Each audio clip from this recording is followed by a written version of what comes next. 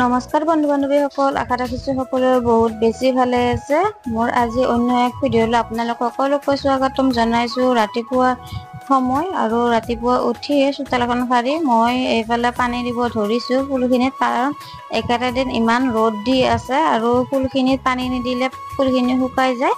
আৰু আজি বনাম ভেদাইলতাৰ পকৰা। তাৰ বাবে মই দালি আৰু চাউল সমানে ভিজাই থৈছোঁ। দালি সৰু কাপটোৰে 1 কাপ আৰু চাউলো সৰু কাপটোৰে 1 কাপ, আৰু এইখিনি 2-3 ঘণ্টাৰ কাৰণে ভিজাই থৈ দিম। আৰু এইডাল দেখিছেনে, ওপৰ ফালে আমাৰ ইমান ডাঙৰ ভেদাইলতাৰ গছডাল, আৰু ইয়াতে কোনো ধৰণৰ সাৰ পানী দিয়া নাই, কিন্তু পাতকেইটা বহুত ডাঙৰ ডাঙৰ হৈছে।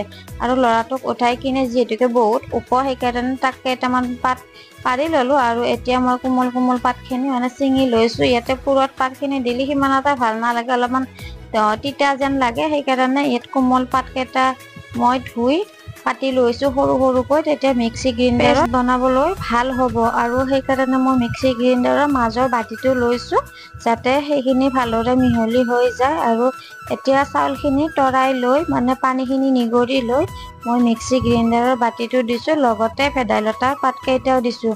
আৰু বেছি নহয়, যিহেতুকে একবাৰে দিলে হ'ব। তাত অলপমান মই নহৰু আৰু আদাৰ পেষ্ট দি দিম। আদা নহৰু পেষ্ট নহ'লেও কথা নাই, গোটাখিনি দি দিলেও কথা নাই। মোৰ যিহেতুকে অলপ কেইদিন আগতে এনেদৰে পেষ্ট বনাই থোৱা আছিল, সেইকাৰণে মই ইয়াতে আধা চামুচ আদা আৰু আধা চামুচ নহৰু দি লৈছোঁ, আৰু 2টা কেঁচা জলকীয়া দিছোঁ। জ্বলাটো নিজৰ সোৱাদ অনুসৰি দিব পাৰি। যেতিয়া পেষ্টখিনি বনোৱা হ'ল, তাত মই অলপমান জিৰা গুড়ি আৰু অলপ হালধি গুড়ি, অলপ সোৱাদ অনুসৰি নিমখ, আৰু এতিয়া এইখিনি ভালদৰে মিহলি কৰি ল'ম। আৰু এটা ডাঙৰ বাতিত এইখিনি ওলাই ল'ম। এতিয়া দেখিছেনে, এইখিনি মিহলি কৰি লোৱাৰ পিছত মই এই ডাঙৰ বাতিটোত ওলাই লৈছোঁ। আৰু বহুত মিহি কৰিব লাগে, কাৰণ অলপ গোটা গোটা থাকিলে চাউলৰ গুড়িবিলাক ভাল নালাগে। সেইকাৰণে মই ইয়াতে ভালদৰে মিহলি কৰি লৈছোঁ। আৰু মিক্সি গ্ৰাইণ্ডাৰত দিওঁতে অলপমান পানী দি লৈছোঁ, কাৰণ বেছি পানী নাছিল চাউলখিনিত, আৰু বহুতো জুলীয়া বা বহুতো গোটা কৰা নাই। আমি পকৰি বনালে যেনেদৰে পেষ্টখিনি বনাই লওঁ, ঠিক তেনেদৰে পেষ্টখিনি লৈছোঁ। আৰু মই কেৰাহীটো গৰম হ'বলৈ দি তাত এটা পিঁয়াজ, 2 টুকুৰা আদা সৰুকৈ কাটি লোৱা, আৰু কেইফুটামান নহৰু দি লৈছোঁ, অলপমান তেল দি লৈছোঁ। তাৰপিছত এইখিনি 2 মিনিটৰ কাৰণে ভাজি ল'ম। আৰু পিছত এটা বিলাহী দি, বিলাহীটো মই সৰু সৰুকৈ কাটি লৈছোঁ, কাৰণ মিক্সি গ্ৰাইণ্ডাৰত বিলাহী গোটা গোটা দিলে অলপমান দেৰি লাগে। সেইকাৰণে সৰু বিলাহীৰ কাৰণে মই 2টা দিছোঁ দেই, ডাঙৰ বিলাহী হ'লে এটা দিলেও কথা নাই। আৰু এইখিনি এতিয়া পেষ্ট কৰি ল'ম, যিখিনি আদা নহৰু আমি কেৰাহীটোত দি লৈছোঁ গৰম হ'বলৈ। আৰু সেইখিনি এতিয়া দেখিছেনে, অলপমান ঠাণ্ডা হোৱাত পেষ্ট বনালে কথা নাই, কাৰণ মই গৰমে গৰমে লৈছোঁ, যিহেতুকে মোৰ বিলাহীখিনি ফ্ৰিজত থোৱাই আছিল, ঠাণ্ডা হৈ আছিল সেইকাৰণে। আৰু অলপ মই ইয়াতে ৰিফাইন তেল দি লৈছোঁ সেই গৰম কেৰাহীটোতে।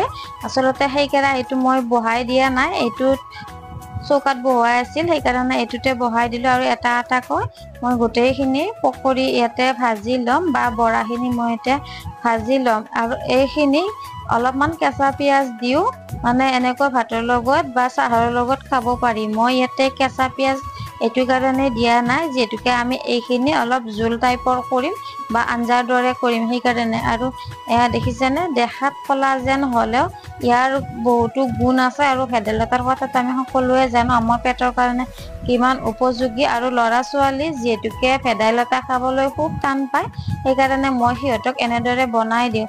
আৰু অলপমান লৈছোঁ মই বেচনৰ গুড়া, বেচন 2 চামুচমান ল'লে হ'ল। আৰু যিটো পাত্ৰত মই বাতি এটাত, যিটো বাতিত ভেদাইলতাৰ পেষ্টখিনি আছিল, সেই বাতিটোতে মই বেচনখিনি গুলি লৈছোঁ। আৰু কেৰাহীটোত এতিয়া অলপ মিঠাতেল দিছোঁ, তাতে 2টা শুকান জ্বলা দিছোঁ, আৰু অলপমান মই ইয়াতে পাঁচফোৰণ দি দিম জ্বালাকেইটা অলপ গৰম হোৱাৰ পিছত। আৰু পাঁচফোৰণখিনিও ফুটিবলৈ দিছোঁ।